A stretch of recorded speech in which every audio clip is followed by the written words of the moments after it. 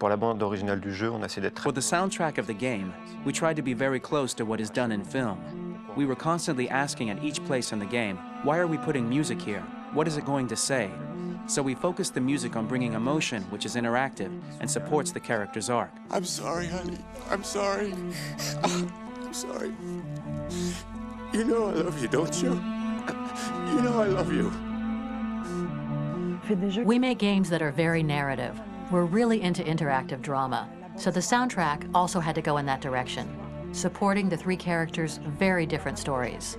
We really wanted three colors, three musical sound identities, and from there, having three composers made sense, since the story of Kara, Marcus, and Connor are all completely different.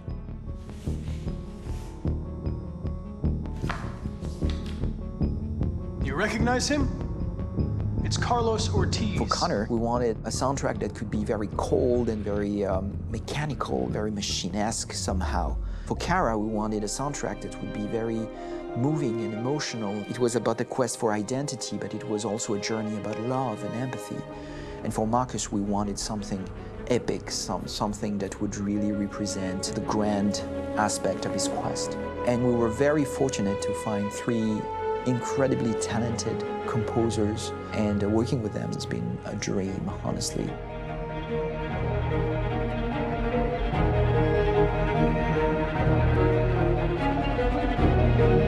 My name's Philip Shepherd, and I'm a composer and a cellist and a producer. And today we're at Abbey Road Studio One, which is my favourite studio in the world. And today we're recording the soundtrack for Kara from Become Human.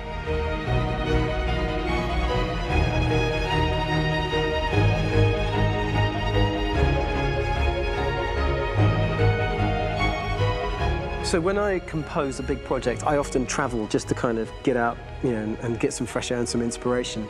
And I go hiking and traveling in Montana a lot. I had a log fire in the room that I was staying in, and the flames were kind of making absolutely direct music. And it became the basis for Kara's theme, and it sounds something like this.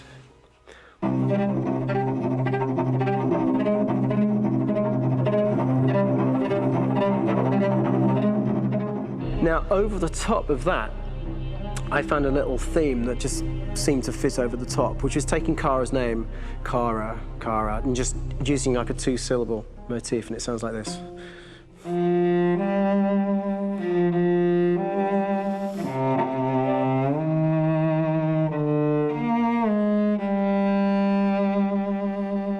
going to pull through this, Alice. As long as we're together, nothing can hurt us.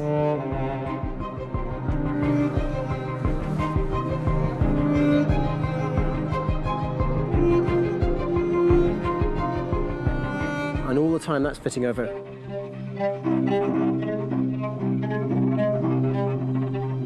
So it kind of works in lots of levels. And in fact, every single theme in the score has one of those elements built into it, and it becomes sort of the DNA of every single tune.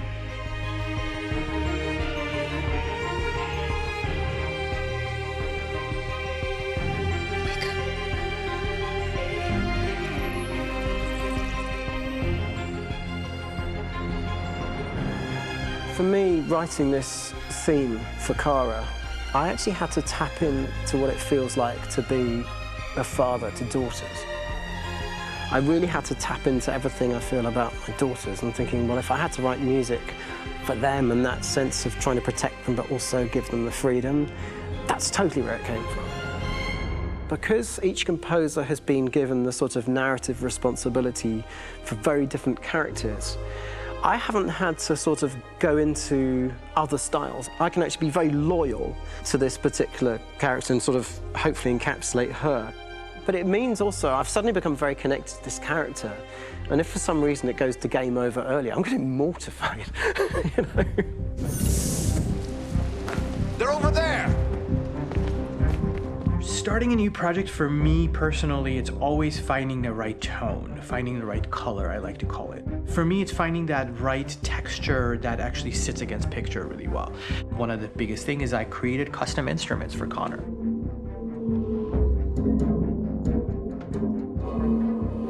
I pulled out all my vintage synthesizers to be able to capture this robotic person, if you will. My approach to all of these custom instruments is that I hear the sound in my head. And either I could just come into the piano and just be like, all right, so I'm gonna just get on the computer and just create it. I rather be able to play these instruments physically. Oh, that's nice. If you can do the dun, dun, dun.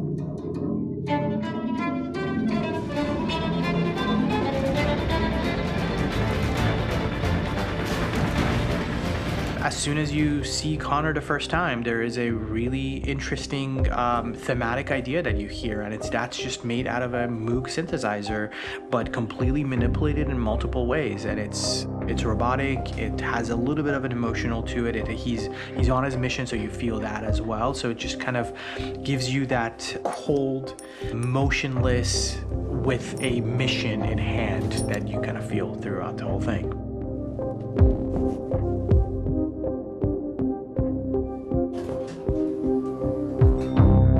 Because the music evolved, one of the things that I was very weary and I was very kind of focused on was the way that the music has to evolve.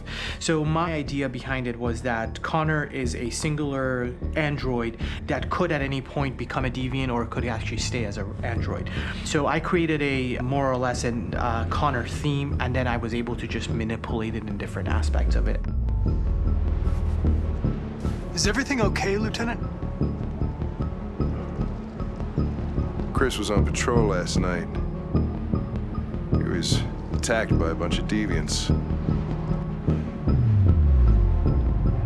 I'm a human being writing for a robot. And throughout Connor's journey, he meets someone, he meets a partner. So how do you deal with a robot feeling? And I've met a partner that I'm gonna work with, or all of a sudden he sees a dead body. Does this robot have an imagination? Does this robot have a feeling? And if yes, how do you translate that into non-emotional music?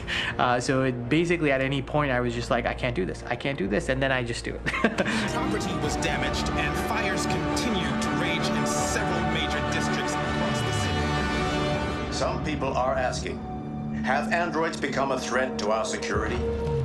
When I first started really digging in on Marcus, the one thing that I really tried to capture was the transformation process. You know, Marcus is this android that evolves over the course of the game and really goes from kind of figuring out that he's more than just an android. You know, he's starting to develop kind of a human soul in a way. Try to imagine something that doesn't exist, something you've never seen.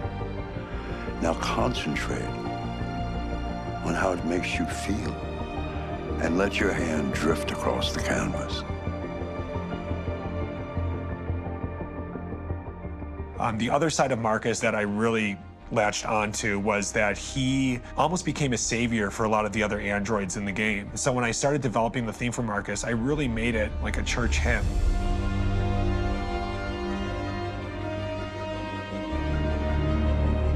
I wanted it to be very simple. I wanted to make it a chordal melody. I really wanted to make it almost like a Bach hymn.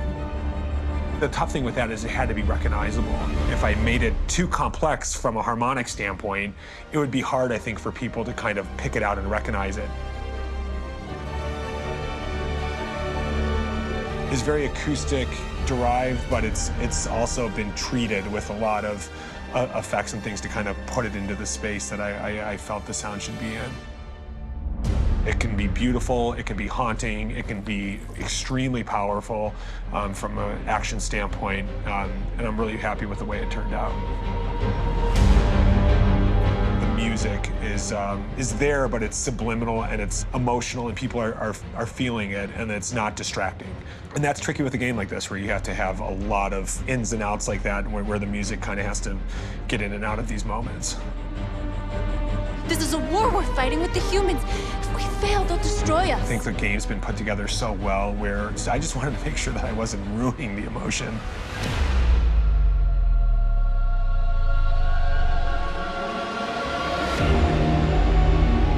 I I got to be honest, when we first started on this path, I said, oh man, this could be pretty messy, you know? I mean, it could feel disconnected, but I mean, it's amazing how they really guided us and got us to really kind of all be in the same world, but at the same time feeling completely different. So it's really going to stand out and kind of be one of those games where people are really going to notice the music and kind of how it was crafted, and you know, and all the hard work that went into being able to pull it off in a graceful way.